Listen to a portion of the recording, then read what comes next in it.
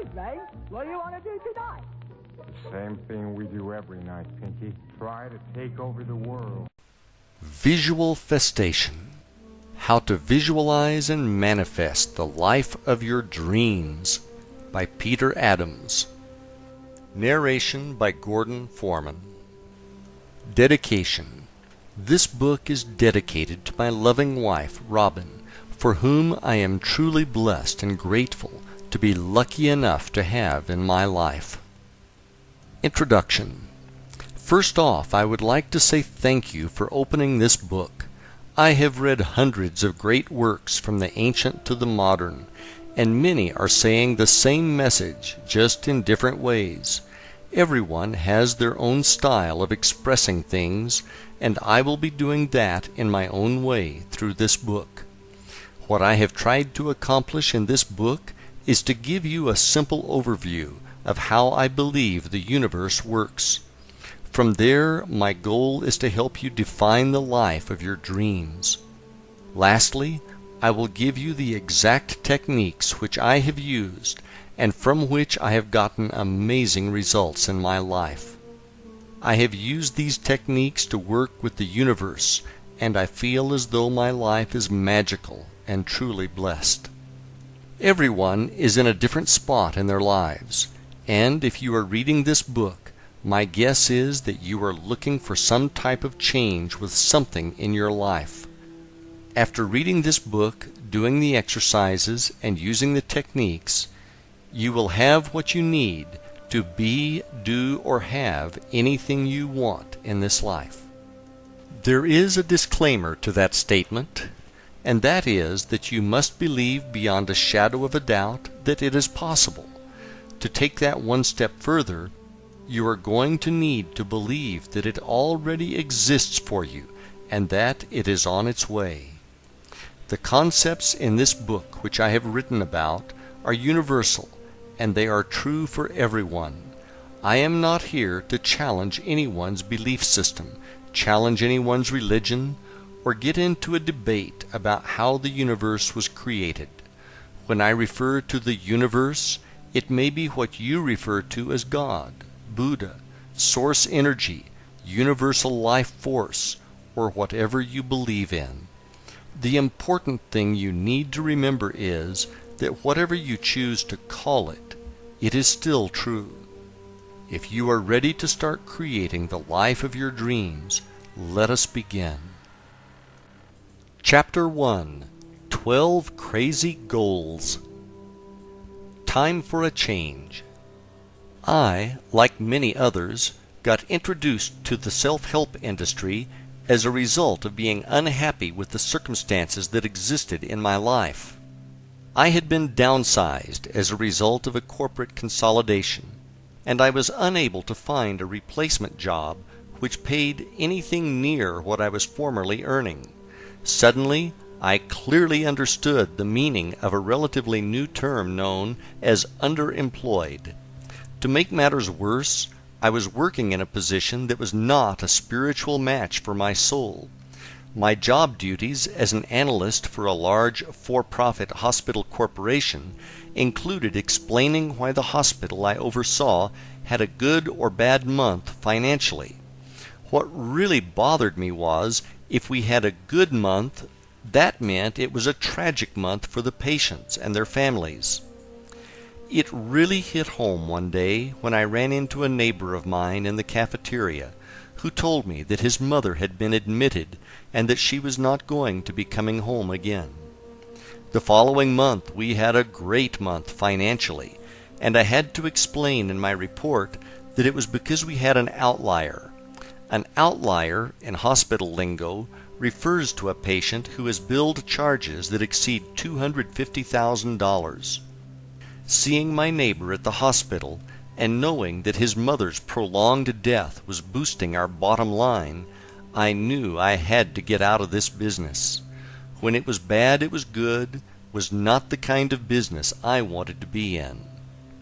Being unhappy with my professional life and simultaneously having financial challenges as a result of being downsized, I knew that I needed a major change.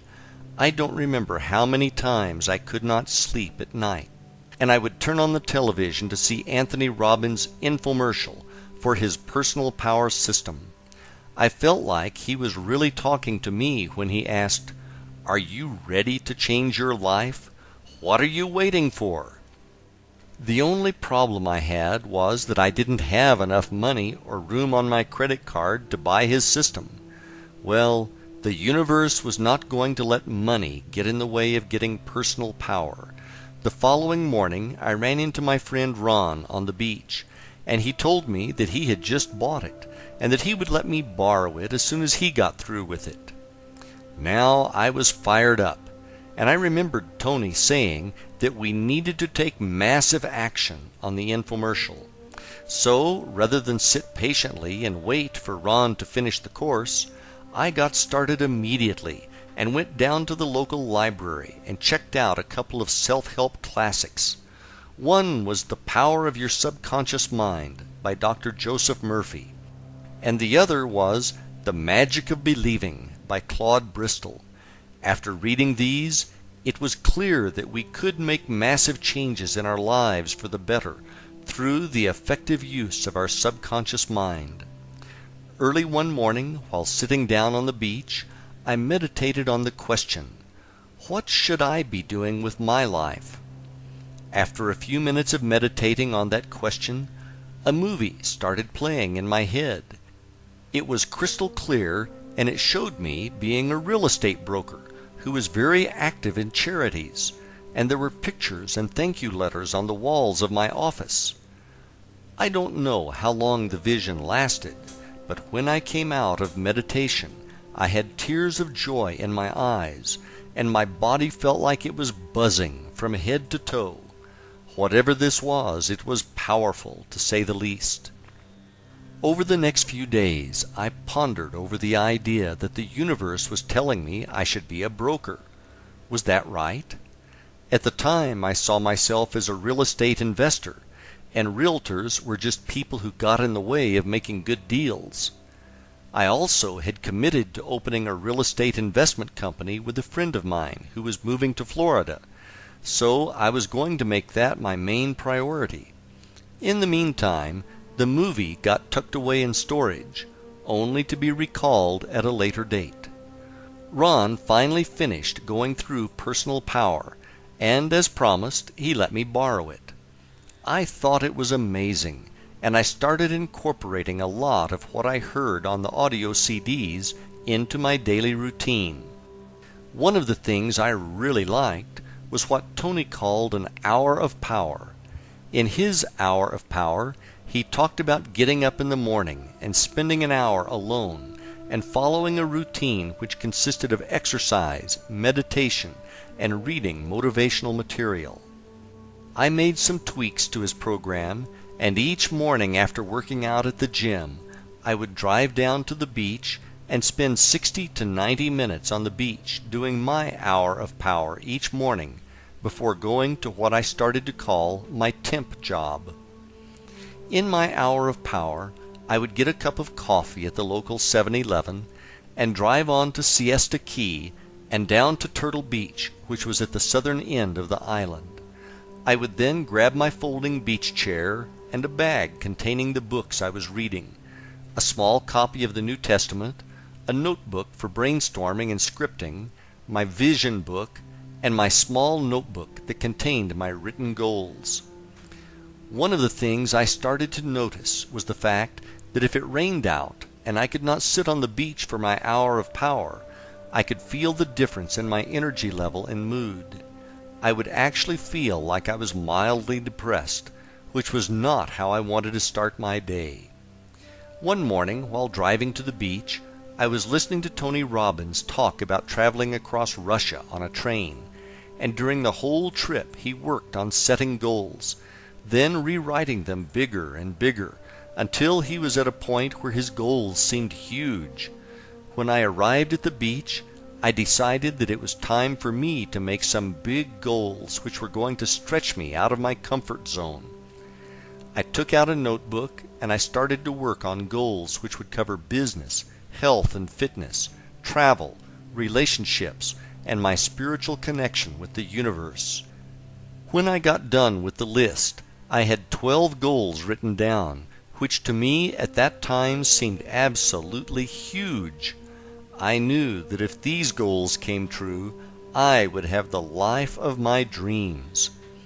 The next thing I started to do was to work with my list of goals and try to develop what each one would look like and what it would feel like when it manifested. I put a lot of thought into this as I was serious about getting the results that I wanted. What I did next was to create a small notebook in which I included some affirmations, a few quotes from the Bible about prayer, and a list of my goals. And after each of the goals I drew a smiley face or two to represent happiness and gratitude for its coming into my experience. Goal number 1.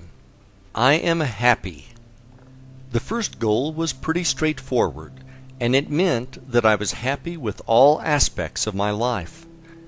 When I would read this goal, I would get into a deep feeling of gratitude for how great it was to be happy, and I would truly experience the feeling of being happy. Goal number 2. I have no consumer debt. The second goal was a real stretch for me at the time because I felt like I was being crushed by consumer debt.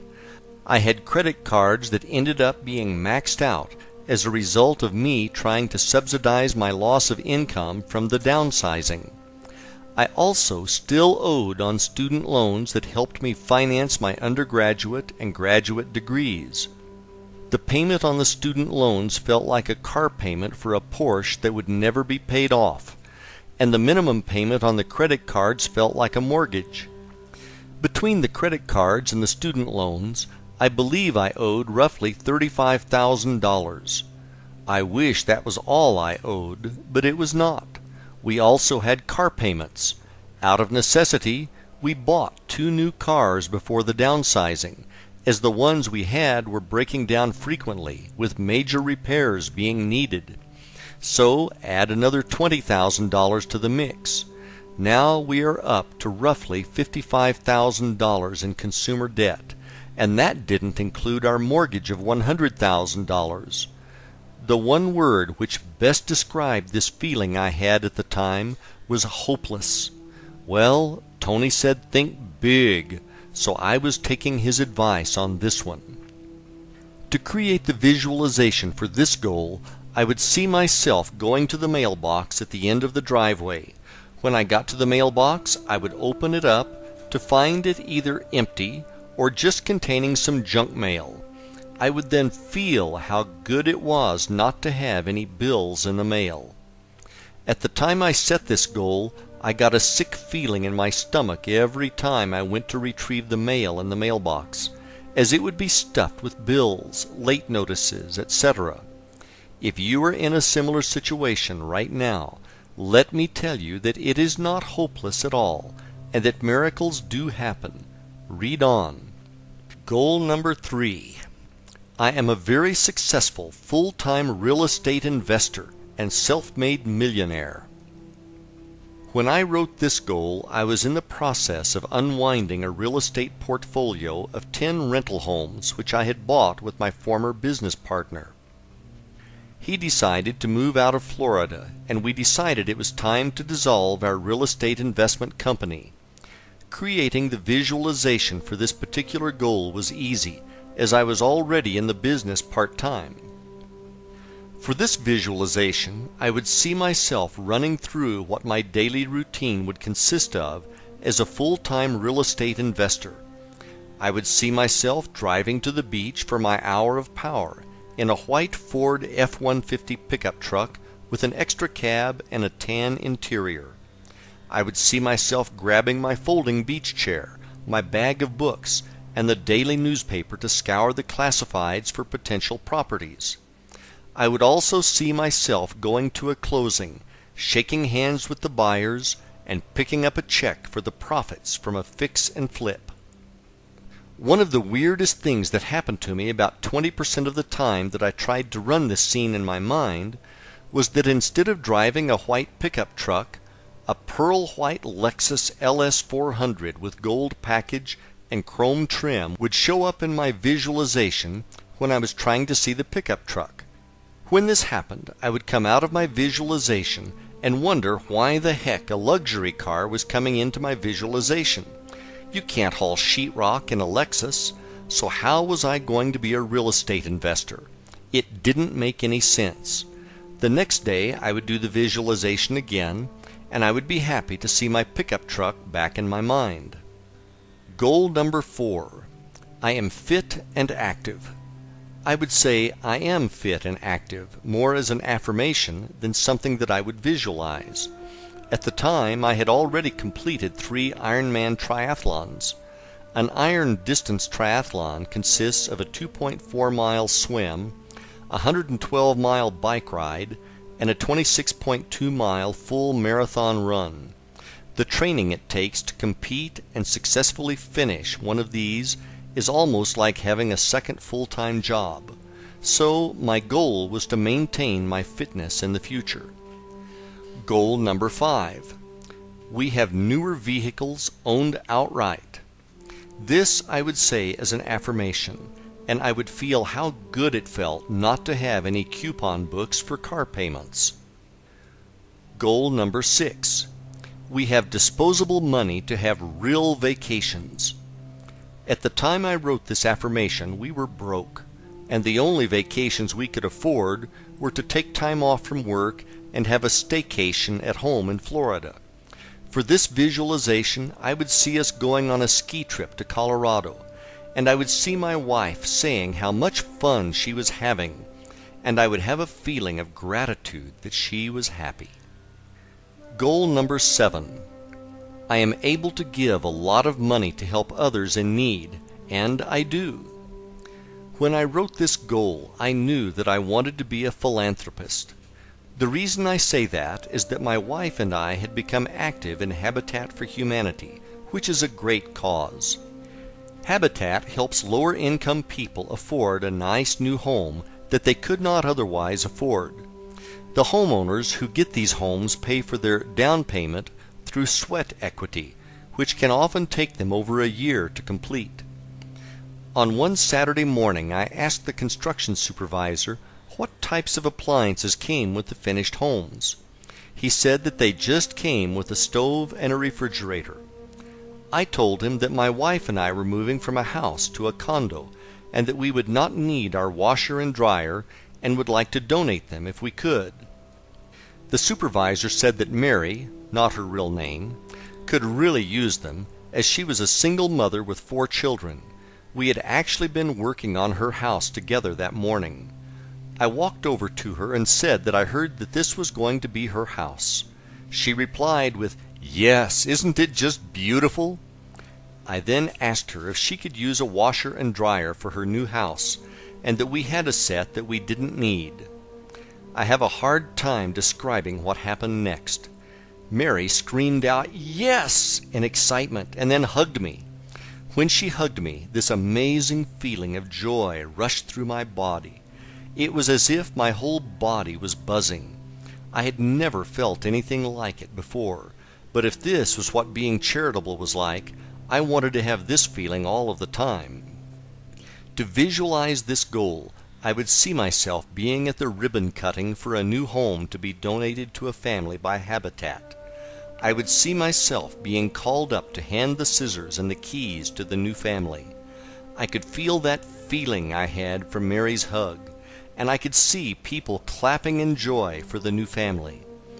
When I did this visualization, I would always end up with tears of joy in my eyes. Goal number 8.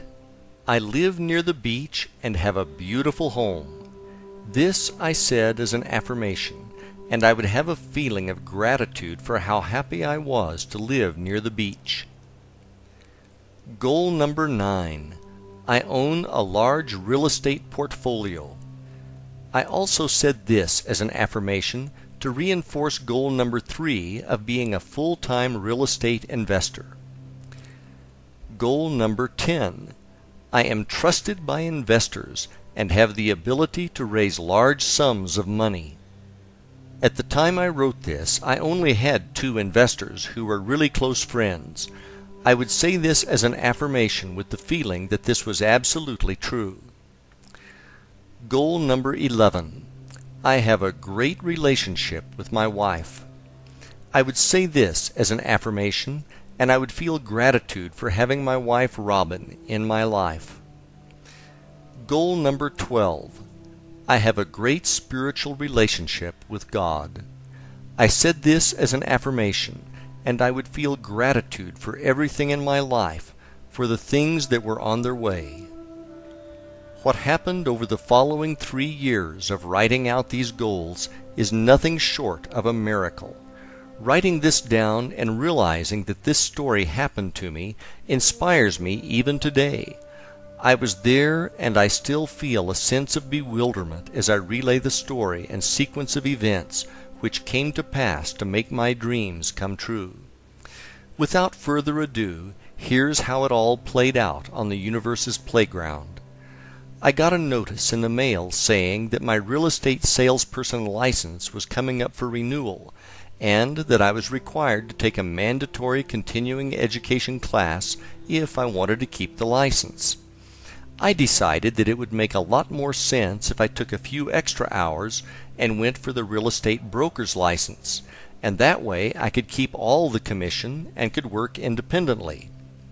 It was at this point that I remembered the movie that had played out at the beach, which had me being a real estate broker who was active in charities. Now that I was more spiritual, I started to wonder if this was what I should have been doing before. I signed up for the classes and began working toward my Florida real estate broker's license. With my broker's license, I could open up my own brokerage company. To adhere to the movie, I decided that I would give 10% of our gross commission from each sale to charity. On a Sunday afternoon in Sarasota in the spring of 2003, my wife and I were driving down to the waterfront to have lunch at a restaurant called Marina Jack. On the way, I stopped at an ATM to get $20 out. As we drove, we started throwing around names for the new charity-based brokerage I was going to open. We finally settled on the name Benefactor Realty, and we went into the restaurant for lunch. After lunch, we decided to walk along the waterfront park, which had a number of large sculptures on display. As we walked down the sidewalk, a man came up to us and asked us if we could spare any money. He needed $8 so that he could sleep at the shelter and get a meal and a shower. I put my hand in my right front pocket and pulled out $2. I apologized to him for not having more, but he thanked us graciously.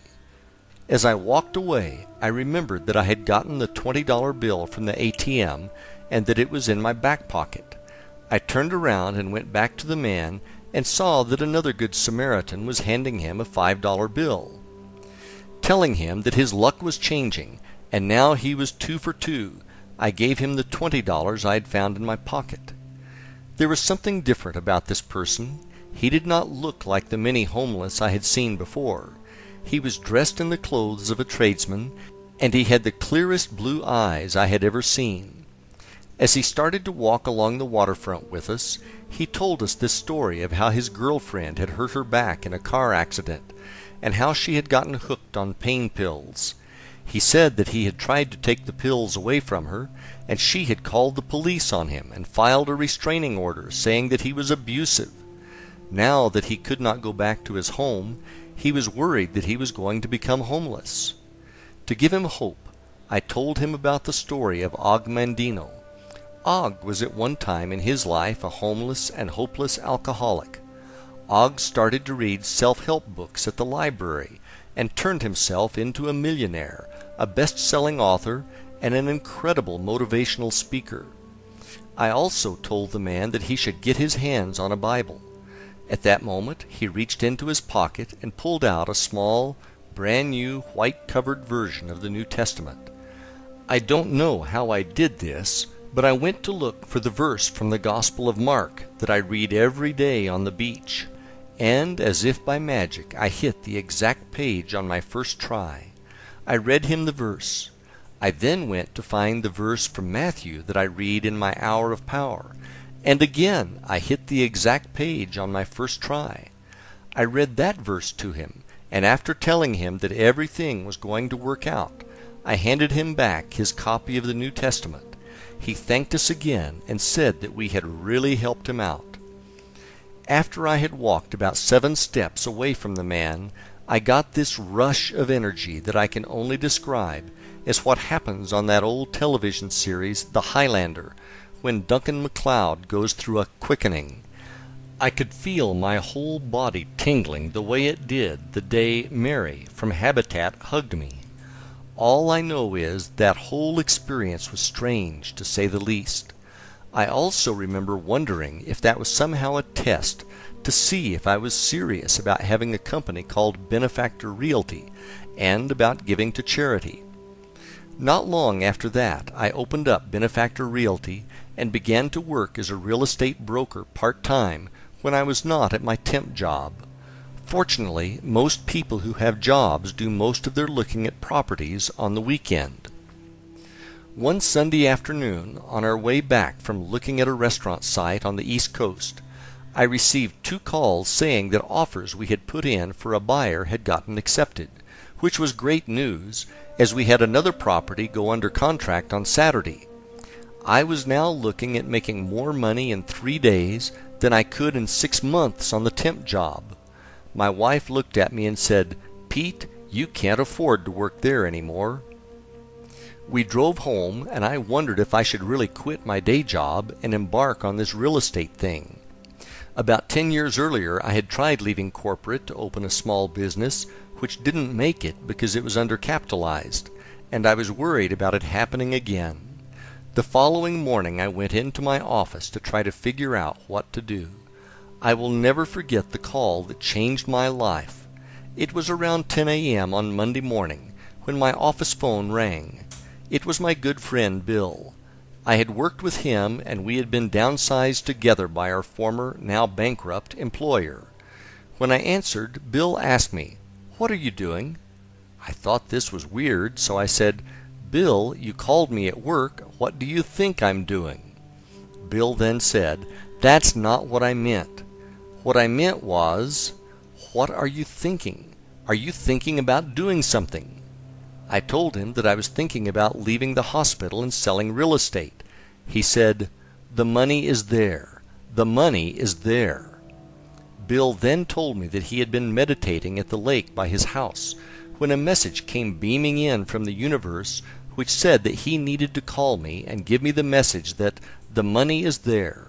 You can't make this kind of stuff up. As if getting 3 deals under contract was not enough, now I had the universe calling me on the telephone. Not being one to question the universe, I immediately sent an email to my director to tell him I was going to be resigning. A few minutes later he called me to tell me that he was happy for me, and that he knew it was only a matter of time before I left to do something with real estate. I then went to meet with my original investors and asked them if they would be interested in investing with me again. This time it was going to be as a private line of credit for my new company. They were excited about the new opportunity and wrote me a check on the spot. Bill's words were now echoing again, and the money really was there. Driving back home on my normal route that week, I looked off to the side and saw a pearl white Lexus LS400 with chrome trim and the gold package with the for sale sign on it. I pulled into the parking lot and walked over to the car. It was the car that had kept popping up in my visualizations. It was not a car that looked like the car. It was the exact car. Without hesitation, I called the number on the sign and bought the car. I then got a call from a wonderful tenant we had in a rental property. She called to ask me if I would help her find a house to purchase, as she did not want to get priced out of the market. I said sure, and then I asked her if she wanted to buy the one she was in. She wasn't sure if she could afford it, but I told her I would help her with closing costs, etc. What I hadn't realized was that this property had appreciated by almost $35,000 over a 2-year period since we bought it. In less than a 60-day period, I had opened a new company and left my job, sold 3 properties as a broker, sold the rental house for a windfall profit, and paid off all my consumer debt, including the 2 cars, all the credit cards, and my student loans. This was totally out of the blue, and totally blew me away. My life had completely changed for the better. When I wrote those dozen goals, I never saw any of this coming. I had no idea how it was going to happen. All I knew was that it was my job to keep believing it was going to happen and let the universe handle the details. That same year, my wife and I went on our ski vacation to Breckenridge, Colorado, and 12 months later, we bought a waterfront home close to the beach. With help from the universe, we blew the crazy goals out of the water. There was more to come the following year, and this is going to blow you away. Chapter 2: Winning the Lottery. After an unbelievable year during which all of my goals and dreams came true, I started to think about what else there was that I truly wanted to experience in my life. My life had become almost magical. It was clear that there was nothing that I could not be, do, or have if I practiced faith and used my visualization techniques.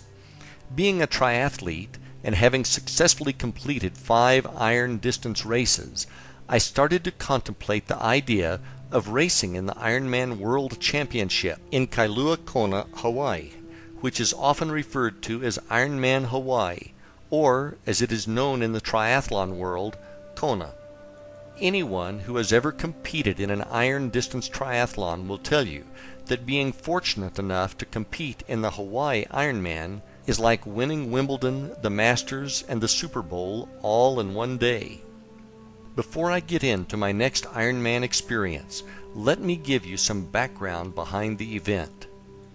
The history behind the Ironman triathlon. The Ironman in Hawaii is a legendary race. It came into being after a group of athletes were drinking beer at the Oahu Perimeter Relay post-race party in 1977.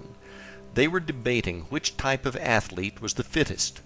There was disagreement over who were the most fit athletes.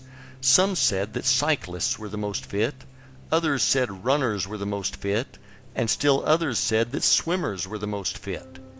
To settle the score, they decided to put it to the test. So they formed a new race that combined the 3 major endurance events they had on Oahu.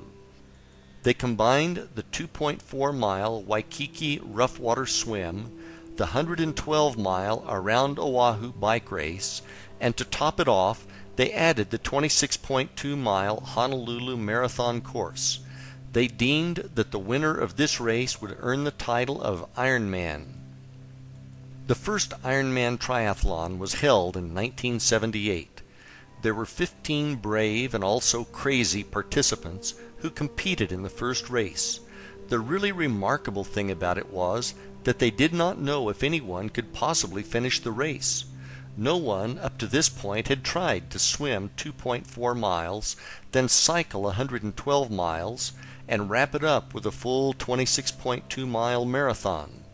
There was no cutoff time to any of the events, and the finishers would receive a handmade Ironman statue made out of metal with a cast iron nut for a head.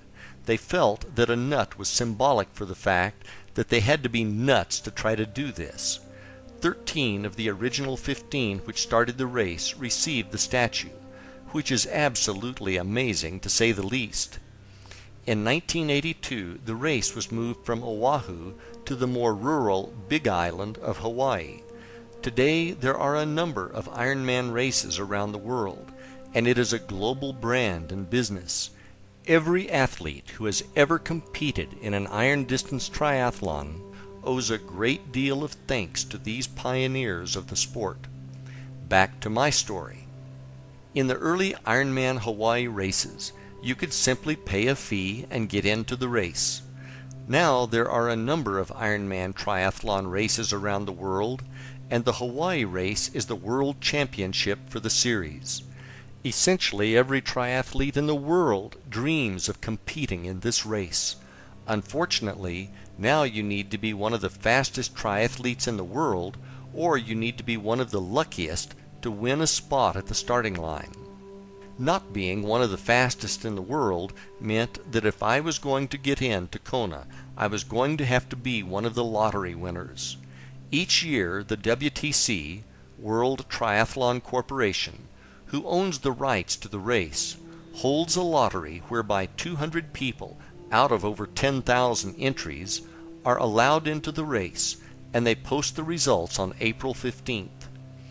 After thinking about the race for about a month, and with the deadline rapidly approaching to enter, I decided to really put my beliefs to the test.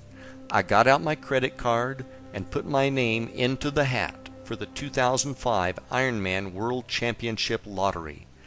As a member of the St. Pete Mad Dogs Triathlon Club, I knew a ton of people who entered their names in the lottery for Kona multiple times who have never gotten in. I knew that if I wanted different results, I was going to need to do something that they were not doing. The difference was visualization. Having watched the video coverage of the race that year in 2004, which had amazing coverage of the course, I decided to buy the DVD and watch it repeatedly. With less than 4 months before the winners of the lottery were chosen, I knew I had to get serious. I started watching the DVD a few times a week, and I would mentally race the Hawaiian Ironman in my mind for around 20 minutes each morning. The DVD had great footage, and the way they filmed it, you truly felt as if you were watching it as a competitor. Some of the most memorable shots were of the swim start, where you saw the competitor's feet kicking underwater directly in front of you, and you heard the narrator say, "You are in Hawaii, and you are in the Ironman." Another one I really liked showed the race leader biking in the lava fields on the Queen K, with the shadow of the helicopter which is filming him caught on tape as they passed over him. This was very helpful for creating extremely lucid visualizations. I also found a picture in the back of an issue of Triathlete magazine, which was entitled Night Moves. The picture showed some taller triathletes walking in the dark on the Queen K, and a shorter, stocky triathlete running up behind them. The caption says, "As night slips over the last remnants of a very long day, triathletes continue toward the finish line at the Ironman Triathlon World Championship in Hawaii." I cut the picture out and put it in my vision book. I am stocky and typically pass a lot of people in the dark when I race. That man in the picture now was me, and I visualized the scene more times than I can count. Before I knew it, it was time for the lottery results to be announced. I went over to my friend Brian's office to meet him for lunch. His secretary said that he stepped out to get a haircut and that he would be back shortly. I looked down at my watch, and suddenly I realized that it was just about noon, and it was April 15th. Lottery time! Oh my gosh, I was nervous. I sat down behind Brian's desk and hopped on his computer to look up the results on the internet. I could not believe my eyes. The very first name on the list was Pete Adams, Florida. Was that me? Was there another Pete Adams? The hairs all over my body stood up, and I couldn't believe it had happened. Brian walked in the door about 10 seconds after I saw my name on the list. I said, "Check this out," and pointed to the web page. He thought I was playing a practical joke on him, and that I made up a fake list. Suddenly, my cell phone started ringing off the hook with numerous triathlete friends calling to ask me if I knew that I got into Hawaii. He then said, "Holy shit, dude, that's awesome." Brian was my training partner for a number of Ironmans that we raced together, and he knew what a once-in-a-lifetime thing this was. We were both stunned with amazement, and we kept repeating how we couldn't believe it had actually happened. I called my wife to tell her the news, and she could not believe it either. I remember her saying, "No way! Are you serious? Oh my God, Pete, that's awesome!" And then her cell phone started to ring, with friends calling to tell her the news. I cannot tell you the amount of gratitude I felt when I heard the news. The universe had done it again. Wow! You are in Hawaii and you are in the Ironman. 6 months later, and just like in the video, there I was standing in the body marking line carrying my transition bags and getting the number 813 stamped on my body. If you have ever done a triathlon, right before the start of the race, your nerves and emotions are in overdrive. Kick that up about 1,000%, and that is what this race feels like. After body marking, we headed over to drop off my bags, and I did a final check on my bike to make sure the tires weren't flat. Now it felt like a mini eternity as I treaded water and waited for the start of the race. The cannon went off, and the swim portion of the race was on. As I swam, I could see the feet kicking in front of me, and I heard the narrator's voice in my head saying, "You are in Hawaii, and you are in the Ironman." It was just like I was in the 2004 DVD. I mean, really like I was in the DVD. I seriously started to wonder if I was really here, really in Hawaii, really in the Ironman, or if this was a dream I was having that just happened to be very real. The swim is my weakest event, so after emerging from the Pacific, I didn't have a hard time finding my bike, as there were very few left in transition. I hopped on my bike, and the adrenaline really kicked in, as there were people everywhere cheering us on. In town, there is a loop at the beginning of the bike course, and I passed my wife and friends who were cheering me on 2 times before leaving town. After passing them at Hot Corner for the final time, I rode up Palani Road and then out to the lava fields on the Queen K Highway. Out on the Queen K and heading out past the airport, I finally settled down and got into a good rhythm on the bike. It was very desolate in the lava fields, and again it looked just like the DVD. You have plenty of time to think on a 112-mile bike ride, and I again started to wonder if I was really here or not. I started to wonder if I might actually be dead, and God was letting me do the race as part of heaven. I'm not joking when I say this. I even started to wonder if I was in a cycling accident and maybe I was in a coma or something. In this race, drafting on the bike is not allowed. So when you pass someone, they are supposed to fall back and keep a 3 bike length gap between racers. About 35 miles into the bike course, I found myself in a section of the course that had a series of rolling hills. I was taking turns passing and being passed by a female racer on a green Griffin tri-bike. She was lighter than me, so she typically passed me on the climbs, and being heavier, I passed her on the descents. This went on for about 10 minutes, and then I rode up next to her and she looked over at me.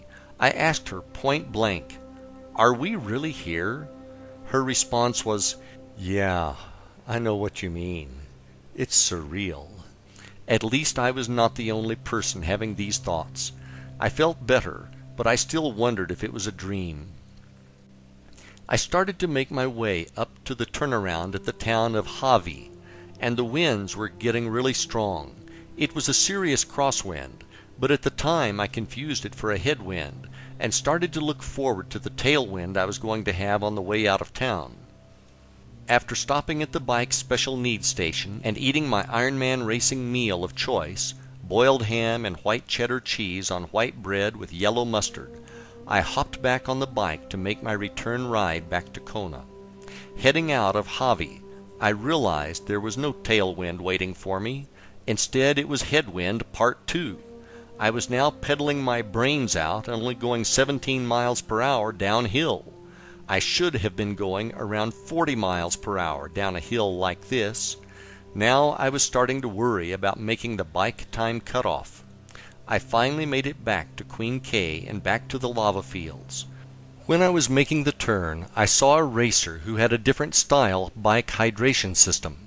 It looked more like a tank. He hadn't hit the winds on the climb to Hawi yet, and I felt sorry for him. All I could think was that I was glad I was not that poor bastard. I didn't know it at the time, but his name was John Blaze, and he was known as the Blaze Man. He was out here doing the Iron Man while suffering from an incredible pain from a deadly advanced stage of incurable ALS, more commonly known as Lou Gehrig's disease. He had a special hydration system because he could not catch bottles at the aid stations, as the disease had taken away his ability to grab and hold things. John was a spokesman for ALS and was an amazing human being. John made it to the finish line that day in Kona. Unfortunately, a few years later that horrible disease took his life. Heading back through the lava fields, all I could think about was how much easier it was on the way out. As I rode, I could hear a helicopter getting closer, and before I knew it, it was above me, and the shadow of it passed directly over me and my bike. It was exactly the way it happened in the 2004 DVD. The only difference was that I was not the race leader. The shadow thing freaked me out, and now I was almost convinced that I was not here. After more wind and many more miles of lava fields, I finally got back to town. The first person that I recognized in hours was my wife, who was cheering me on from the road below the Kona Brewing Company. It was so good to see her, and she was cheering me on and saying, "Looking good." For a moment, the pain in my back, neck, legs, and buttocks temporarily lessened, and I headed down to T2 to put on my running shoes and start running the marathon. I rolled out of transition and headed up to Hot Corner, where my wife and friends were cheering me on like I was going to win this thing. I actually felt pretty good, and I shook off my bike legs in just a few miles. I took a couple of turns and ran up Alihi Drive, going past Island Lava Java, which was absolutely packed with cheering fans. The view of the surf crashing across from Lava Java was absolutely awesome, and I felt much gratitude and gave thanks to God for letting me be in Hawaii and do the Ironman. After a few more miles, I saw Sarah Reinhardson running toward me.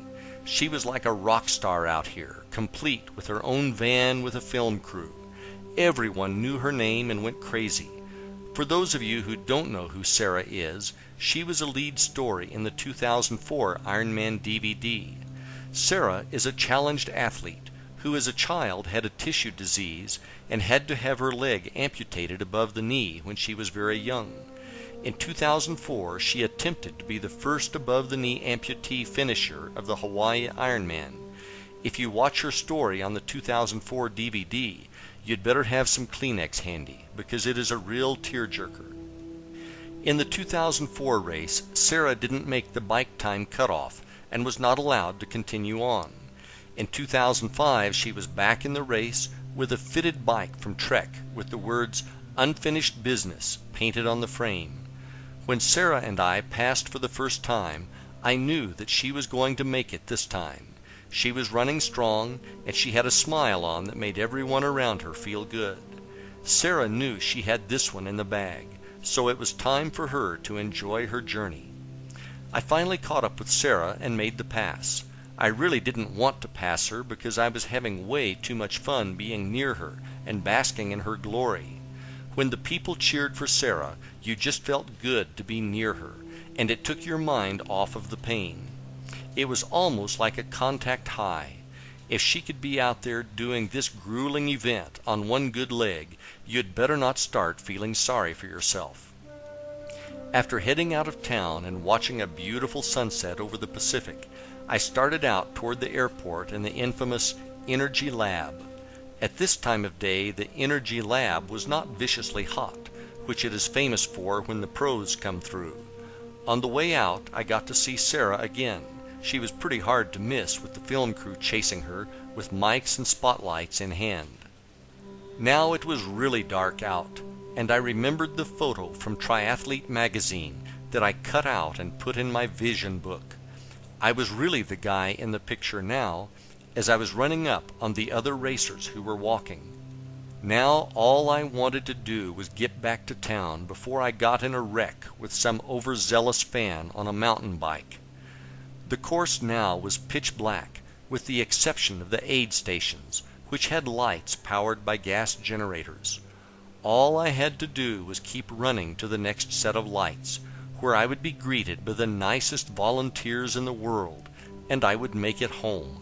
The mantra now was just keep moving, just keep moving. I finally made it out of the darkness and reached the outskirts of town and back to civilization. With every step I could hear the announcer and the cheering crowd get louder and louder. I ran down Polani and through Hot Corner and took a left. Now I was running parallel to where the finish line was, and I was close, but not there yet. My everything ached with every step of that run on the final few miles back to Alihi Drive. As I got closer, I remembered the advice that a friend of mine gave me when he heard that I got into Kona. He had done the race a few years before, and he said, "Whatever you do, don't race hard down the finishing chute. Take your time and enjoy it. You will never forget it as long as you live. Trust me." The last 2 miles felt as long as the previous 24. Where was the turn? I kept thinking. Finally I saw a police officer blocking traffic, and I knew that was where it was. It is about time, I thought, and I turned right and ran downhill onto Alihi Drive. What was to happen next was one of the most memorable things that has ever happened to me. I was running down Alihi Drive, and there were children and adults from the crowd running up to me and high-fiving me. They wanted to share in this incredible moment, and it felt absolutely amazing to have them there. I finally arrived at the entrance to the finishing chute, and I could see the finishing line in sight. I have been to a lot of races, but I have never seen anything like this. People were jammed in the bleachers, screaming and cheering. The finishing chute had people lined up shoulder to shoulder on both sides, screaming and banging noisemakers. There was so much energy here that you probably could have lit up a city with it. It is something you have to experience in person to appreciate. I took my time and ran down the final steps of the chute and crossed over the finish line. I don't have words to describe what that was like. It was almost like you never wanted that moment to be over, even though you spent the entire day wishing it would be. After crossing the finish line, I was given a fresh lei of flowers which smelled amazing, a towel, and my official finisher's medal. A moment later, I was greeted by Robin and friends at the finish line who wanted to help me out in any manner possible. I told them I was all set, and that all I wanted was to head up to the hotel room so that I could drink a cold beer and take a hot shower. As I made my way through the crowd of spectators, everyone I passed said "Great job" or "Congratulations," and all I could do was say thank you.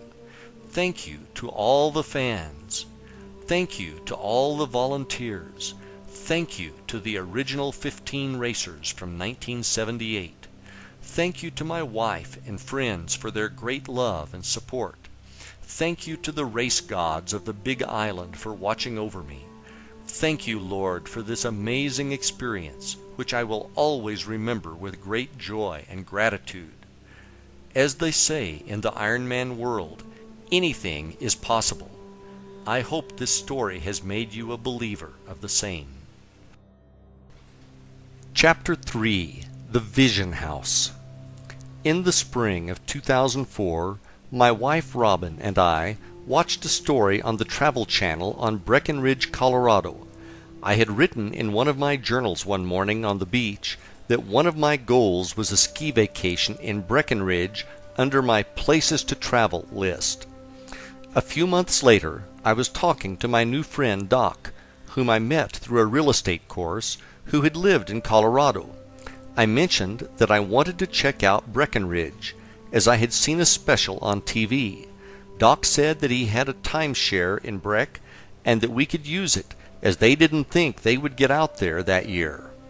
I went home that evening and told Robin about it. Suddenly, I ran out to the trunk of my car and found the notebook from the beach and showed it to Robin. "We are enjoying our ski trip to Breckenridge." The hairs were standing up on my arms. It was working again. We ended up not taking the timeshare, but instead booked the week we wanted before Christmas. We are now having real vacations. We went back out to Breckenridge for vacation again in December of 2006. One morning, on our way out to go snowmobiling, we drove past a subdivision that had beautiful log mansions overlooking the 10-mile range. After snowmobiling, we decided to drive through the subdivision to take a look at the homes. By now, we understood the power of visualization, and I knew I wanted some new material for my vision board and vision book. We drove around the subdivision until we found the house we thought had the best view. We took a picture of the house along with a picture of the view it had. After arriving home, I had a friend of mine print them off in color, and I put the two pictures in my vision book. These pictures to me represented my ideal scene, because if we lived in a house like this as our second home, we obviously were very successful. What I would visualize was that I would be having conference calls with our asset managers, and after these meetings I took the afternoon off to either go skiing or play golf, depending on the season. Many times, if I found myself unable to sleep, this was the visualization I would use to burn into my subconscious mind before falling back to sleep. I probably did this visualization over 500 times. In the summer of 2010, we decided to escape the Florida heat and work remotely from Breckenridge, Colorado. We found a very small furnished cabin to rent off of Craigslist that was only about a mile from the subdivision where we took the pictures in 2006. That summer, we rode our mountain bikes through the subdivision and took more pictures.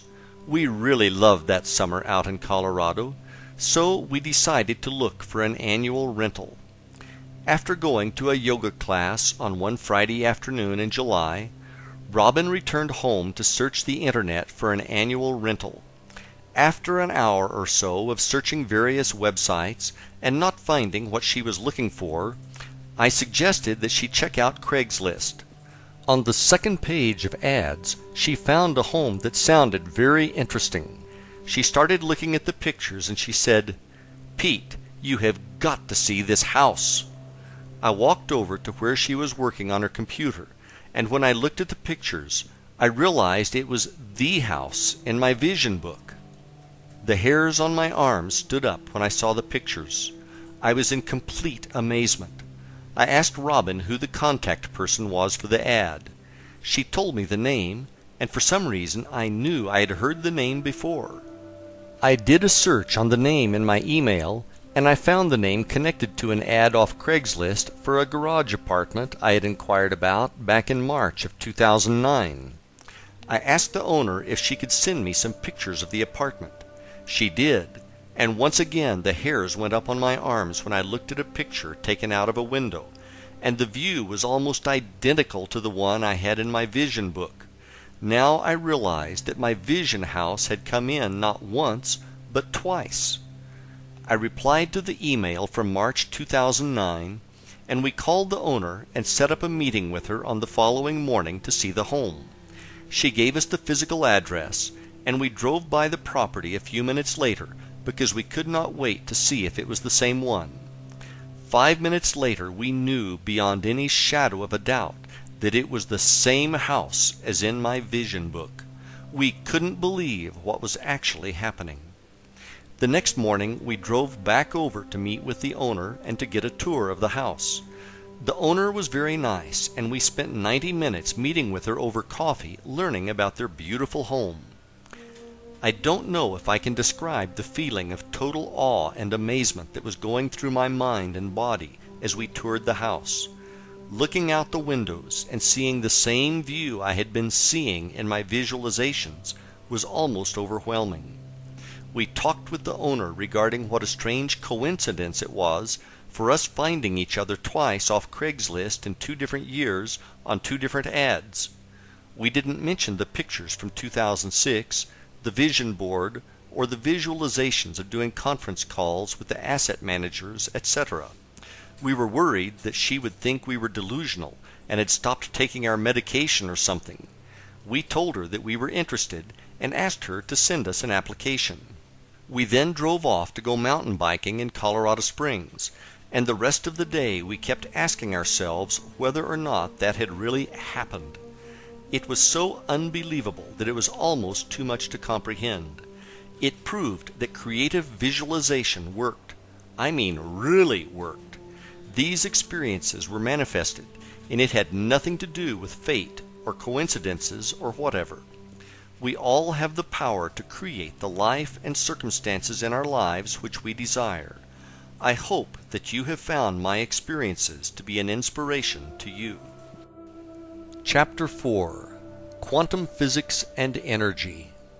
Quantum physics is a very complicated subject, and I honestly cannot say that I am an expert on the topic. Rather than make this a technical discussion on quantum theory, I prefer to simplify it for you.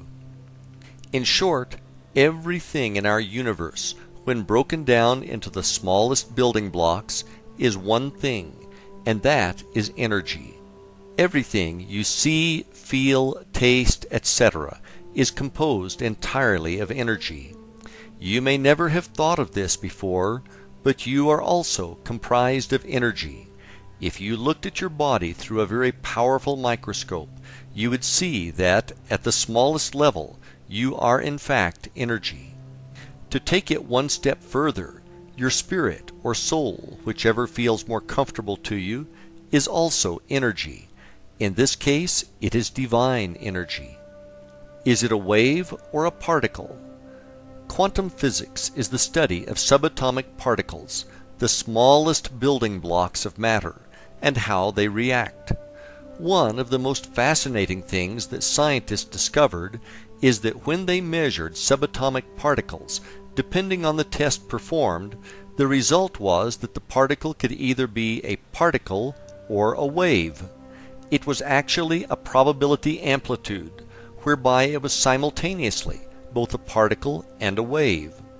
If that wasn't strange enough, they then did further experiments and concluded the observer affected the outcome of the experiment just through observation. The truly amazing thing this proved was that the researchers' thoughts were affecting the outcome of the experiments. Thus, thoughts were actually real things, which had the energy to shape the outcome. What this told us was that the entire universe is made of this energy, and that outcomes could be manipulated by our thoughts. At this energy level, we are connected to source energy, which is also the level of creation in the universe. Chapter 5. It is all in your mind.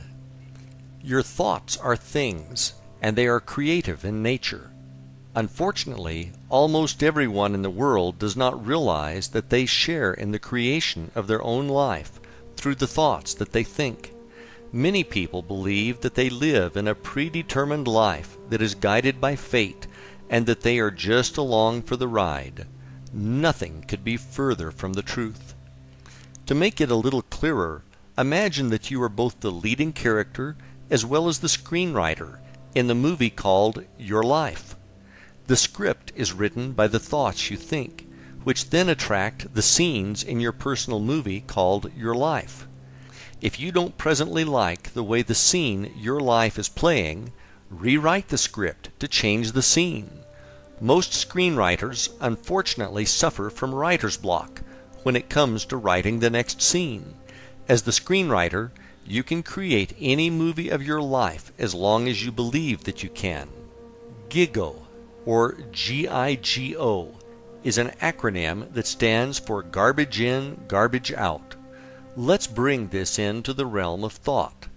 If you think negative thoughts on an ongoing basis, you are going to see negative outcomes happening in your life. It is not by chance, but instead by natural law. One of the most damaging things that our minds can do if we are not vigilant in watching over our thoughts is to create what I call the downward spiral. In the downward spiral, thoughts of fear generate more and more thoughts of fear, and in your mind things are getting worse and worse. It is almost a total fear fest that is being choreographed completely in your mind as a result of wrong thoughts. Downward spiral example. An example of this could be a salesperson who is worried about making his or her quota. The salesperson starts to think ideas like this: if I don't make my quota, they are going to fire me, and I won't have a job. If I lose my job, then I won't be able to find another one.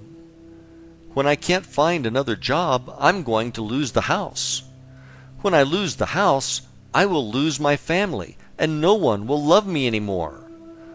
I will then be homeless and die from fill in the blank, all alone. Now the movie escalates into a full-blown tragedy, and the salesperson is feeling as if this reality is actually happening. The stress of these negative thoughts could then translate into lost sales due to reduced effectiveness from insomnia. The problem with these spirals is that they get out of control and will eat you alive with real stress. If these thoughts are not canceled out, they can become a self-fulfilling prophecy through negative outcomes being attracted to your life experience.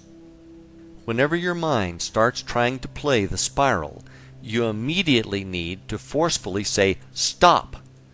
You are the one who is in control of what you are going to think, and it is not going to be things like that. Period. Remember that nothing good can ever come from thinking negative thoughts, so decide now to purge them from your being. Thought barriers and misguided beliefs. It is not my intent to give everyone a prepackaged excuse as to why they are not living the life of their dreams through what I am going to say next.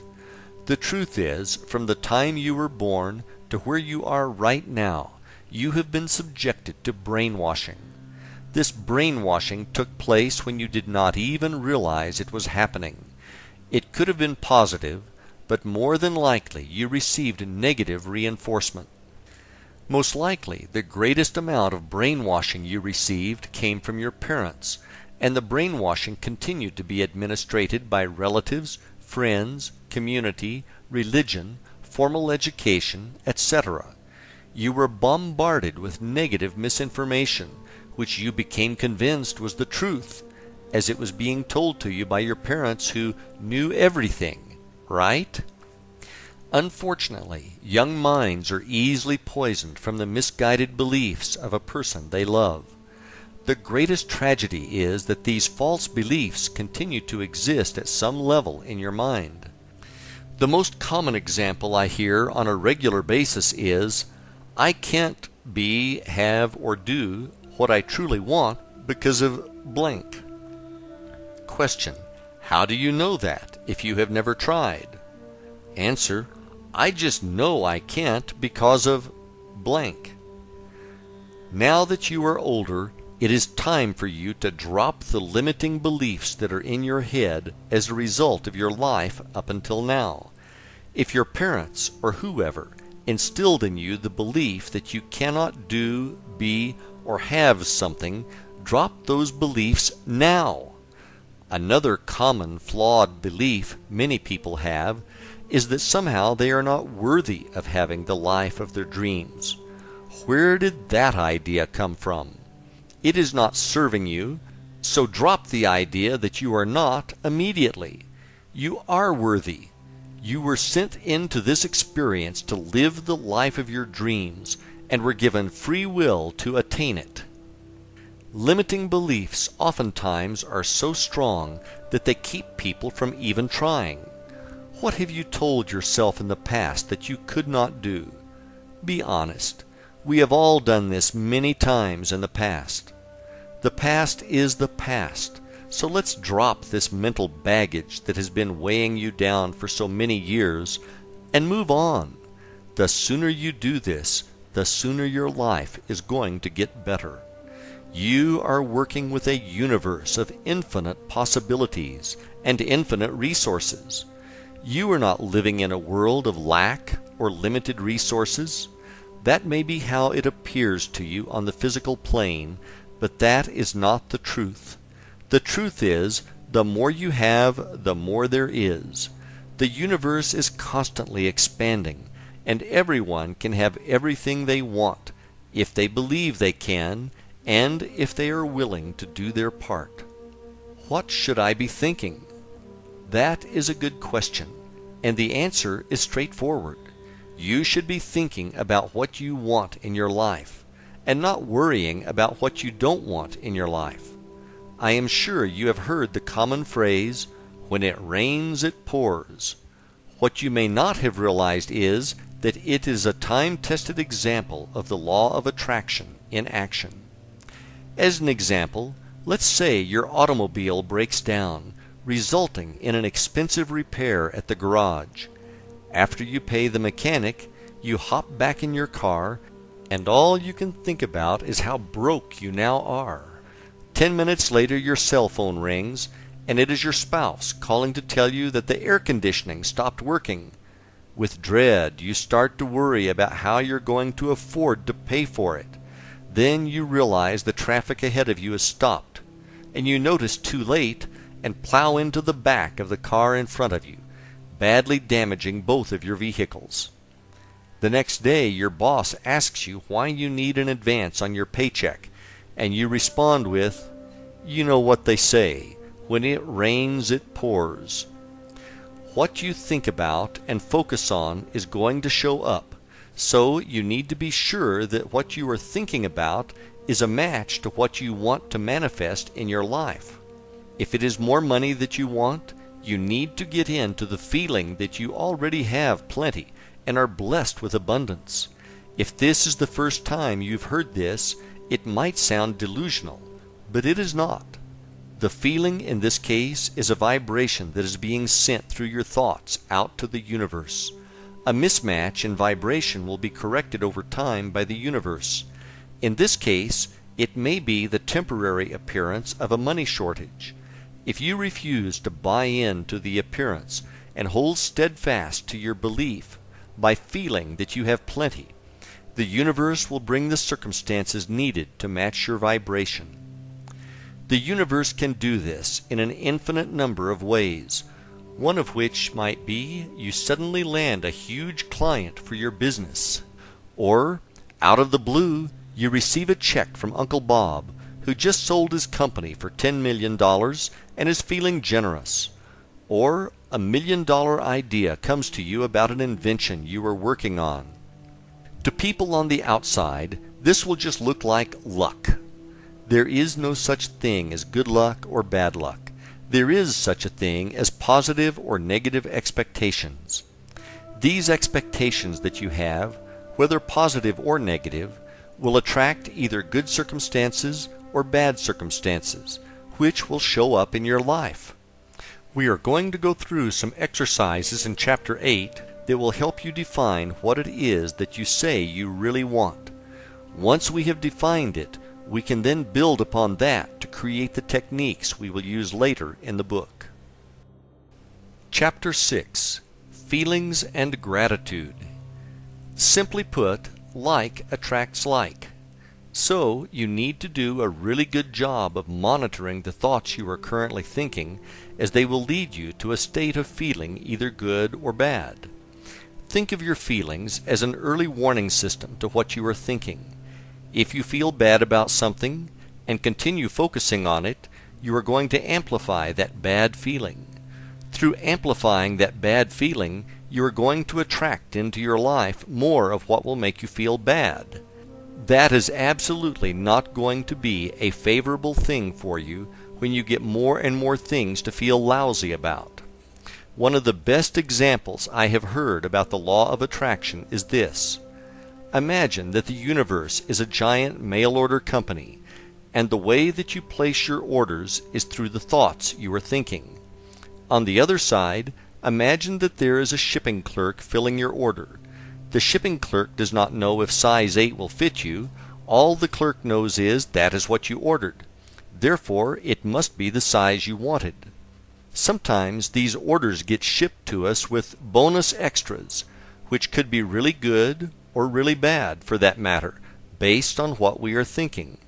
The good thing about all of the orders we place is that they can be canceled before they are shipped through a change in our thinking.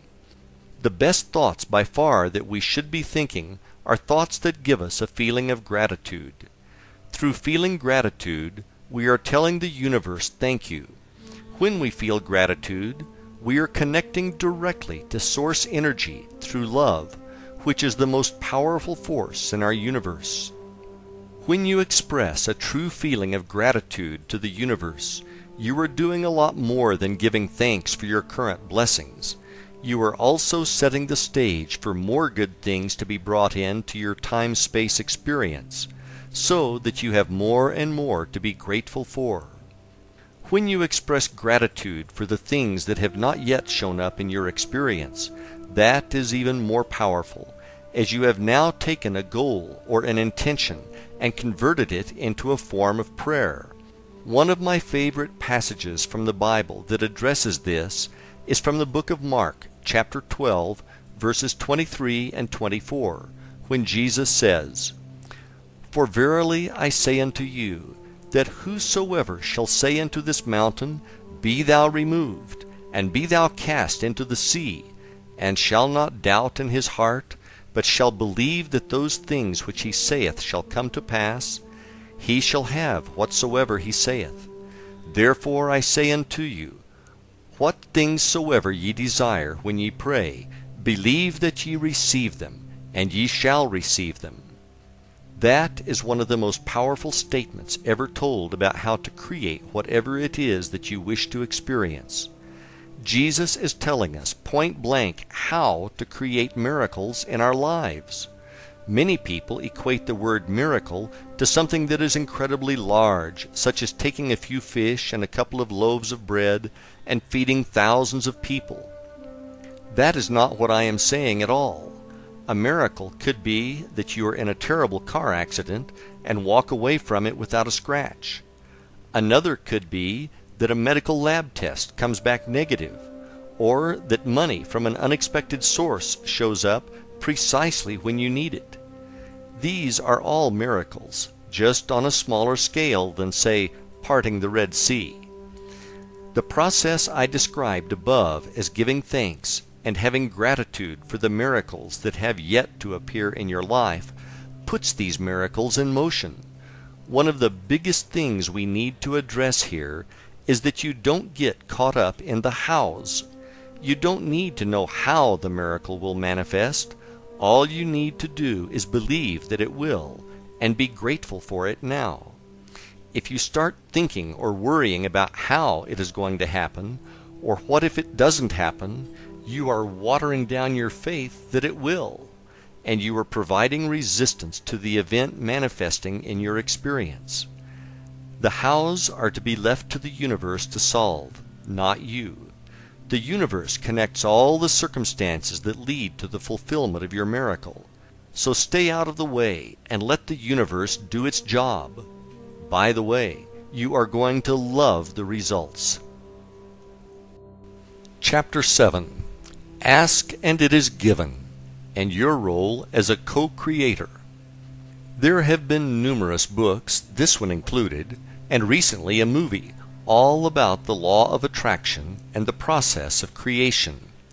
Ask, believe, and receive was told to us over 2,000 years ago by Jesus, and was recorded in the Bible in the book of Matthew, chapter 7, verses 7 and 8. Ask, and it shall be given you. Seek, and ye shall find. Knock, and it shall be opened up unto you. For every one that asketh receiveth, and he that seeketh findeth, and to him that knocketh it shall be opened. A question that you may want to ask yourself is why, after all this time, do we still not get it?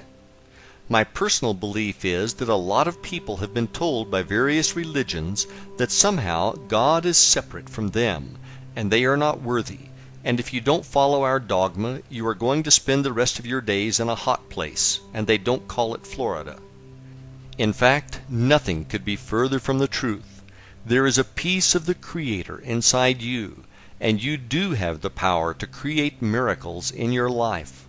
I wrote this book to convey that message to you, and to share the techniques I have used successfully to create the miracles in my life.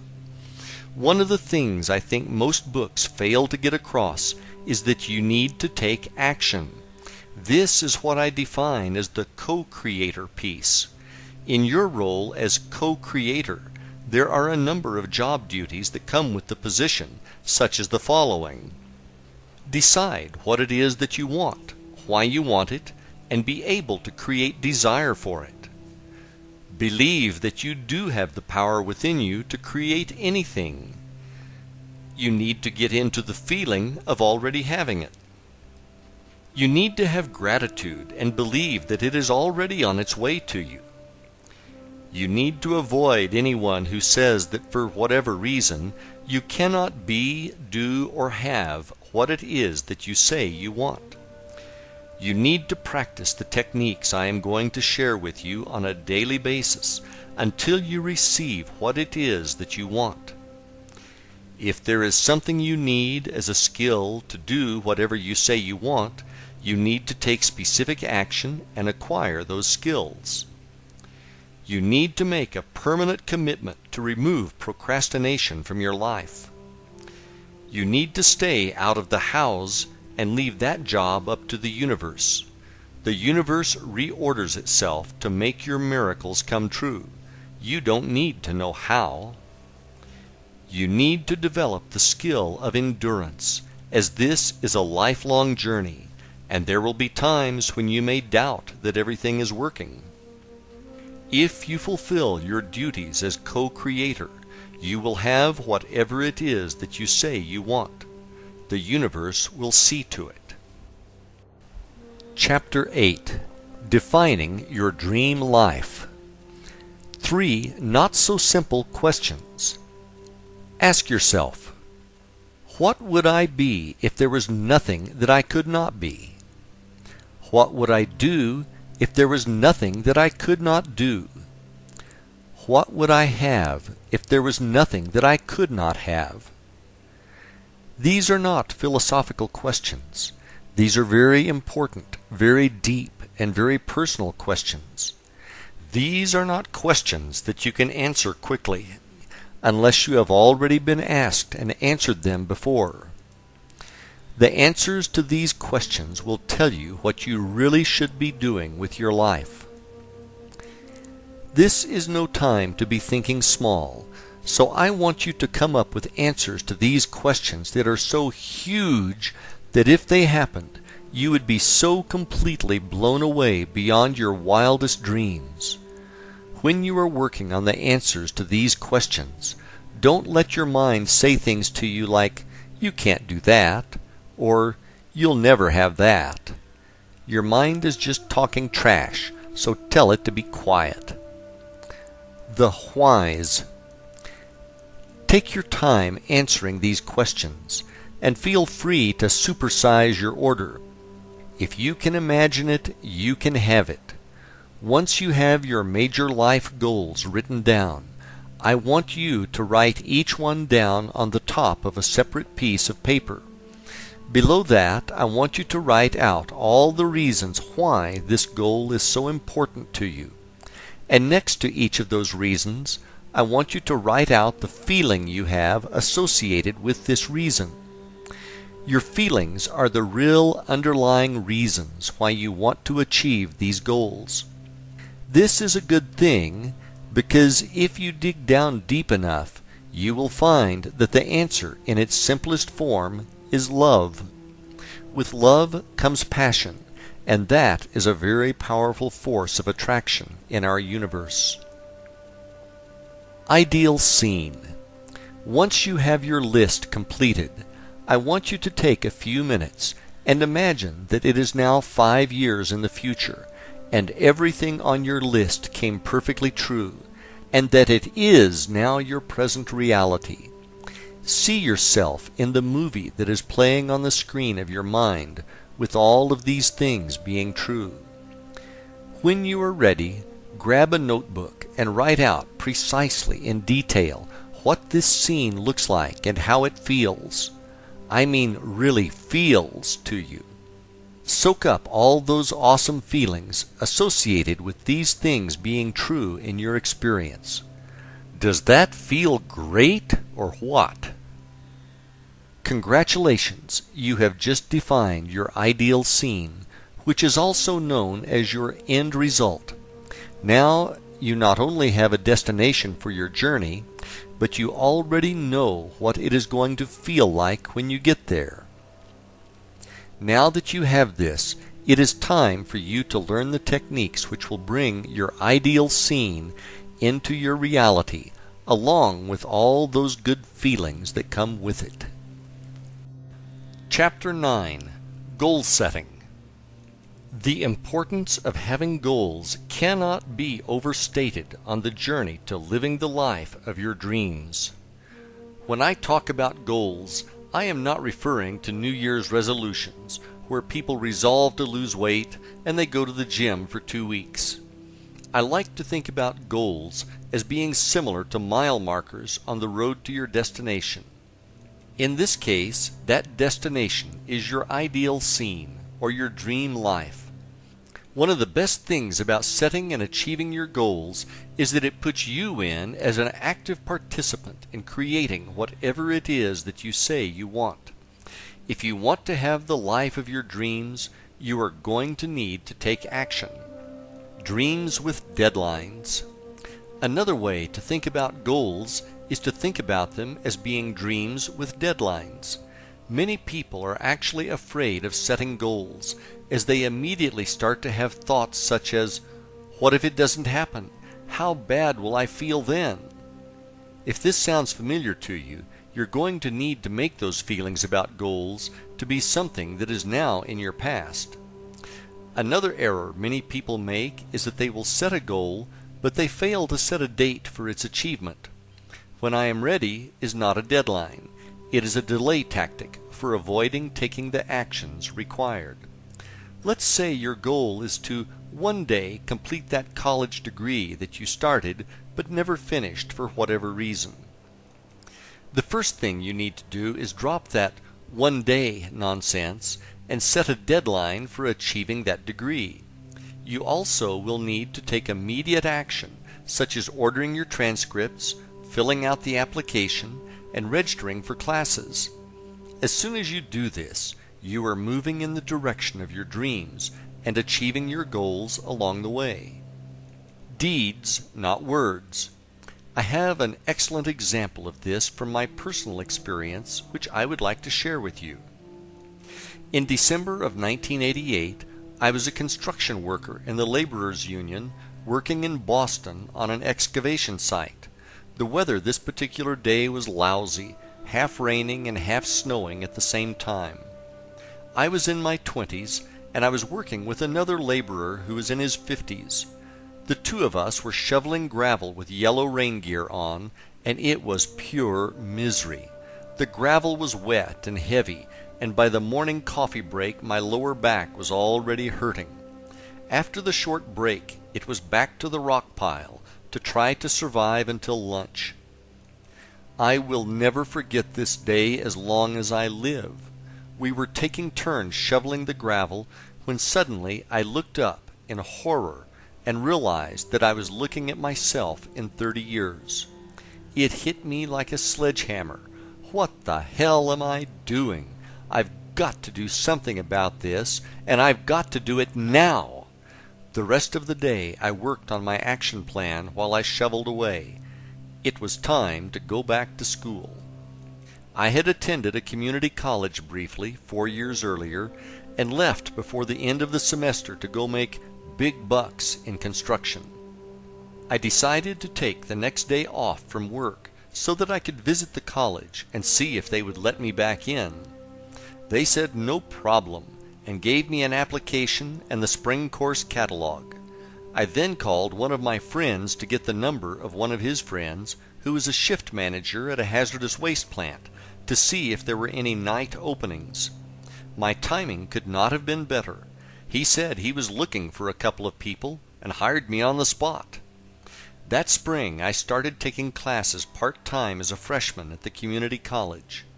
At the same time, one of my friends was a first-semester junior doing a cooperative learning assignment at a stock brokerage firm. 5 years later, I earned my bachelor's degree, and 2 years after that, I had my Master of Science degree. After those same 7 years, my friend was still only a junior and talking about taking classes to complete his degree, and I had graduated twice. The major difference was that I took immediate action instead of just sitting around talking about it. When you make the commitment and take action, the universe will bend over backwards to help you achieve your goals. Words, not thoughts. Your goals need to be written, and you need to review them on a daily basis. Simply put, if they aren't written, you don't have them. Writing them down forces you to define clearly what it is you are going for. For your subconscious mind to assist you with achieving these goals, they need to be clear. Through writing them down, you are able to give your subconscious mind clear instructions. I personally suggest having a laminated card which you can carry in your pocket at all times, so that your goals are with you at all times. What I found helpful, and which added power to my goals, is that I added some short prayers to the opposite side. Another technique that I have used in the past is to rewrite my goals every morning. When you do this, it feels as if you are reinforcing your commitment to their achievement. Can you believe them? Your goals also need to be believable to you. Don't confuse this with the idea of knowing how they are going to come to fruition. That is not what I am saying. What I am saying, though, is if you create a really big goal, one which is beyond what you can get your mind to believe can happen, it is too big for you at this time. What will happen is that you won't be able to achieve the feeling that it has come true. As you set goals and achieve them, you are going to gain momentum and set bigger and bigger goals. One of the ways you can work on ramping up the size of your goals is to work on your faith. If you can truly believe with utmost certainty that your goals are already accomplished, you can pretty much ask for anything because you will be unstoppable. The why is as important as the what. When you create your goals, make sure you know why you want to achieve them. The reasons why you want to achieve these goals need to be powerful. If they are not powerful, you will not be able to generate a burning desire to have them fulfilled, which is necessary. This burning desire is also known as passion. If you don't have passion for what it is that you say you want, simply put, it won't happen because the energy is not there. With passion for their fulfillment, you will be able to generate very strong feelings of gratitude for their coming into your experience ahead of time. This is a crucial step in the process of manifestation. In the present. Lastly, when you write out your goals, you must write them in the present tense. What I mean by that is, when you write them down, write them as if they have already manifested. Let's say one of your goals is to finish college. You would write that goal down as, I am a college graduate, rather than, I am going to finish my degree. The difference between the two statements may seem subtle, but it is huge. The first one puts it in the present as already being done, while the latter places it as a possibility in the future.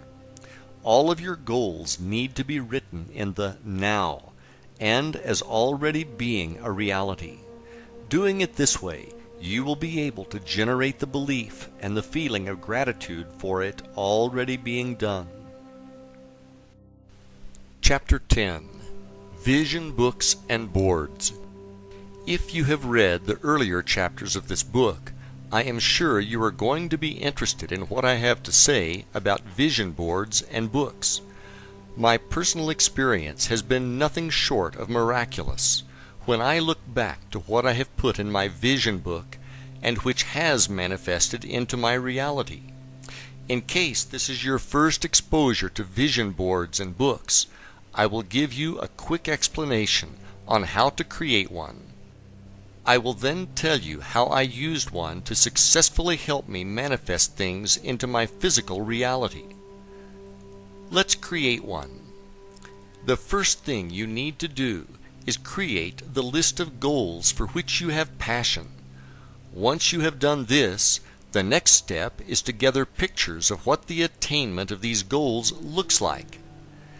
As an example, let's say your goal is to take your family on a vacation to Disney World. What you could do then is to get some marketing brochures from Disney which are filled with photos of families having a great time at the park, and cut out the pictures of the families having fun. More than one picture is preferable, as it will give you more material to work with. Once you have these photos, you can fasten them to either a book or a board or both. Take your time doing this and make sure you find the best pictures you can. Remember, this is your life we are talking about, and okay is not going to cut it. So make sure you find pictures that you can look at and generate the feeling of truly having what the picture represents to you. Where faith and belief is such a crucial part of the manifestation process, I highly recommend finding some spiritual verses that resonate with you and adding them in as well. In my vision book, I have some powerful verses from the Bible which I typed on my computer and printed out. I then inserted them into transparent sleeves and then placed them in a 3-ring binder. What I found to work best with me was to alternate the pages of verses with the pages of the pictures. Feel free to customize your book to what works for you. Inside your book, you will also have your written goals, which must be written in the present tense. One really good way to do this is to write them as affirmations or as I am statements. Let's assume that you are single and your goal is to be in a loving relationship. You could write your goal out as I am so happy to be in a loving relationship. The important thing to stress again is that the statement must give you the ability to have the feeling that it is true. Below that statement, you could have a picture of a smiling couple who look to be having a wonderful time together. When you are done, your vision book should look like a representation of the life of your dreams. As the pictures in your book become your actual reality, and I promise you they will, move those pages to the back of your book. That way, when you see them in the future, it will thoroughly reinforce the fact that you are a co-creator and that you have the power to manifest things into your reality. Now that you have created your vision book, it is time to use it. The vision book is really a tool for you to use to create the feeling of already having the life of your dreams. At this stage, you have already defined what it is that you want to have in your life. You know why you want it, and you have true passion for it showing up in your life. Having pictures of what it looks like now is very powerful. I cannot explain to you exactly how it works. All I can tell you is that when you combine this with visualization, you are going to be blown away by the results. Chapter 11. Creative Visualization and Manifestation. Before I get into how massively powerful I believe the process of visualization is for manifestation, let me first explain to you what I am talking about. The process of visualization is to actively use your imagination to create the movie in your mind of what your dream life looks and truly feels like. When done effectively, you will be able to create a visualization which will seem as real to you as the dreams you experience when you sleep. I am going to go through the techniques I practice, and if you want to learn more, I suggest reading an excellent book entitled Creative Visualization by Shakti Gawain. That's Gawain. I learned the pink bubble technique, which I will discuss later, straight from Shakti's book. The visualization process, step by step. One of the things you must be able to master to have really good visualizations is the ability to quiet your mind through meditation. If you are new to meditation, don't worry. You are not going to have to get on a plane to Tibet to learn. It is a lot simpler than you might think, but I would suggest reading more on the subject. To begin, you need to be able to relax.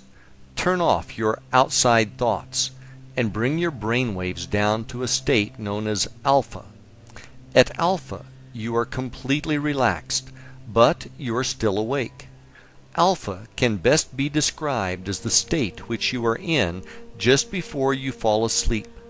At that level, you are very relaxed, but you can still control your thoughts. One of the techniques I use to get into alpha is to sit in a comfortable chair, close my eyes, and relax, and then count backwards from 15 to 1. I actually see the numbers, and I relax more and more as I count down.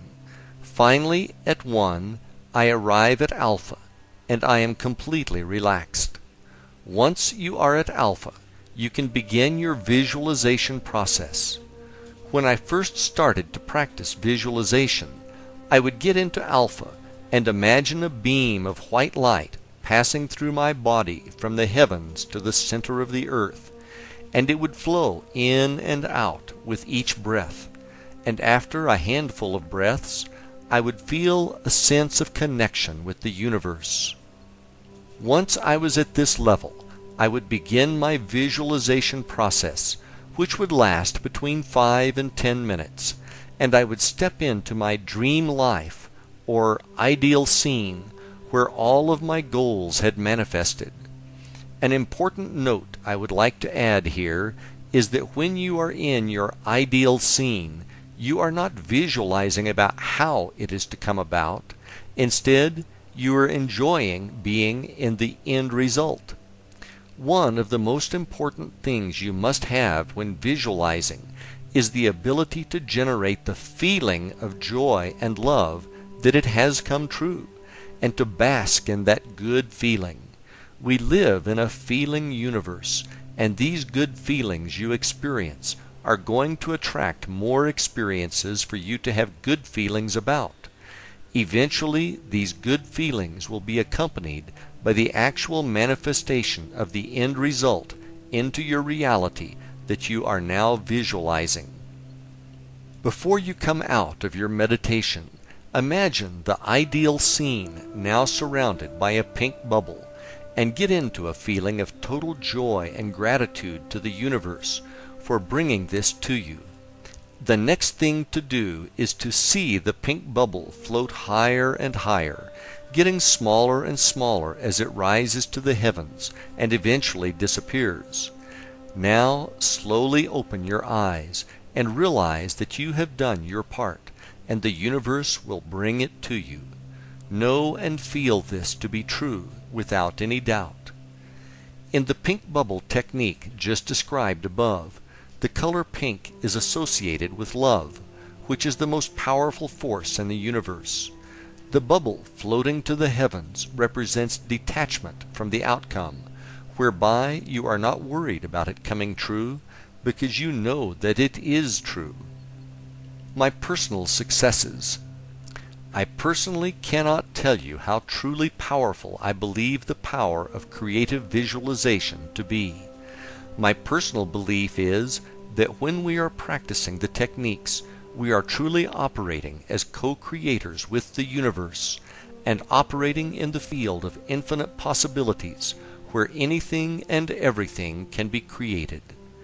There is going to be a time delay between practicing your visualization exercises and when the things you want to show up in your reality arrive. If you were someone who could operate at the vibration level of a Christ or Buddha, the time delay would be much shorter. The most important thing you need to do is believe with faith that it is done and on its way to you, and that it is only a matter of time before it shows up. The coolest thing is when it does show up, you will never see it coming ahead of time. When you look back, though, sometimes you will be able to connect the dots. A great example of this is when what appear to be challenges in our lives show up.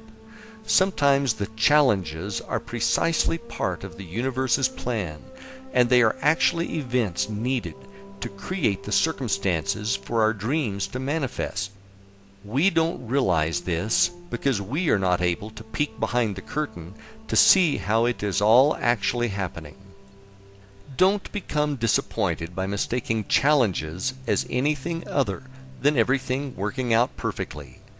When your dreams manifest, and they will, you will see that it was all part of a master plan to get you where you say you wanted to be, do, or have. Acting as a co-creator and through using creative visualization, I have and continue to manifest miracles in my life. If you regularly practice visualization, the miracles that show up will be yours. And is that going to feel good or what? I do need to make you aware of something before we close this chapter. Sometimes, for whatever reason, you are going to have days where you seem unable to get into the zone and will have difficulty visualizing. On an occasional basis, this happens to me as well. Don't worry about it. When this does happen, and it will, just work on one of the other techniques, such as scripting, which we will discuss in the next chapter. This will keep you on track and focused on your path to the life of your dreams. Chapter 12. Scripting. Scripting, which is sometimes referred to as journaling, is a great technique I use regularly to get into the feeling that my dreams have manifested. It is a really easy exercise to do, and it is great when you are pressed for time. There is something very powerful about writing words down on paper. It is especially powerful when you are writing them down while simultaneously having a feeling of gratitude. It only takes a few minutes, and you can generate some amazing feelings of truly having it now. It is important that you find a quiet place to write without distractions. From there, break out your paper and pencil and start writing about the miracles that you want to have materialize in your life, and the associated feelings of joy and gratitude now that they have become your reality. You should be able to generate the same level of feelings when you are scripting as you do when you are having a good day visualizing. What I normally do is start off with a statement such as, "I am so happy about blank," and then I start writing about and describing how good it feels to have blank in my reality. Sometimes I will focus on practice scripting on one of my goals. Other times I will script for a longer period of time and write about my entire ideal scene and the feelings of joy I have for it manifesting into my life. Don't worry about your penmanship or spelling when you are doing this exercise. What is more important is that you can get into the flow and just let the words and feelings come out. Never feel as if you are forcing the words to come out, and never think or write about how it is coming to you. Remember, you are writing in the present tense, and it has already happened. A brief example. Let's say one of your goals is to have a cabin in the mountains. Here's how I might write about it. Wow! I cannot believe how much I love spending time at our new cabin next to the lake. I love meditating next to the crystal clear, pristine waters every morning. I feel so at peace here. The kids are having such a great time swimming that I can barely get them to come out of the water to eat. The sunsets over the lake are absolutely beautiful, and I love the cool evenings here. Lord, I cannot thank you enough for my beautiful cabin. I love being here so much that I never want to leave. Thank you, thank you, thank you. If you have done this exercise correctly, when you are done writing, you should really be basking in a feeling of joy and gratitude. Another method of scripting is to imagine that you are writing a letter to a very close friend or loved one, and you are telling them all about the miracles that have happened to you. The more detailed you can be about your feelings and the experience, the better. You can use scripting to improve any area of your life that you wish to change. One of the things that I do when I am scripting is to add the pink bubble visualization technique when I am done writing, thereby releasing it to the universe to manifest it back to my reality. Chapter 13. Affirmations. Affirmations are powerful statements that you repeatedly say aloud back to yourself.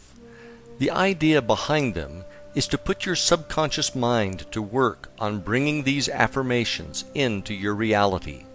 The affirmations are always written or said in the present tense, and they are always positive.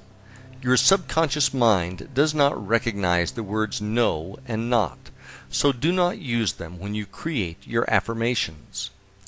Let's say one of your goals is to lose 50 pounds and to get back down to your ideal fit body weight of 130 pounds. Rather than creating an affirmation that says, "I am no longer fat," a better way would be the following affirmation: "I feel great maintaining my perfect weight of 130. Some people have had great experiences with saying their affirmations while staring at themselves in the mirror. The technique which resonated best with me was to add this specific language to my affirmations. At the beginning, I would add the words, "In an easy and relaxed manner, in a healthy and positive way, I am now," then state my affirmation. And then I would close with, "In its own perfect time, for the highest good of all concerned, this or something better is now manifesting on my behalf." I have to credit Mark Allen for this technique, which I learned from reading his book, The Millionaire Course. Example: one of my actual affirmations. In an easy and relaxed manner, in a healthy and positive way, I am now building financial success which is beyond my wildest dreams. In its own perfect time, for the highest good of all concerned, this or something better is now manifesting on my behalf. This was one of the affirmations I created back during the time I was working on my 12 crazy goals. In closing, I think the best method to practice affirmations is to create one for each of your goals and then to repeat them when you first rise and again just before sleep. Then visualize and see them as all being true in your mind before drifting off to sleep. Chapter 14. As If. Think, speak, and act as if is a technique whereby you get into the mindset and feeling of being, having, and doing. What you are doing is creating a state of mind in which you feel as if you have already achieved your goals, and you create these feelings ahead of the actual event. You also combine this with action and do the things you will do when your dream life manifests, as well as acquiring the knowledge that you will need to be ready when your goals show up. One of the things you may need to get over is the concept of make-believe as something only children play. You live in a world that is make-believe, and never forget it. Wherever you are in life right now is a result of what you have believed and made. Now that you have been told this, it is time for you to use this knowledge to your advantage. Think of this as being similar to your visualizations, except that now you are doing them and you are fully conscious. To better get this concept across, let me give you an example from my life. The color of money.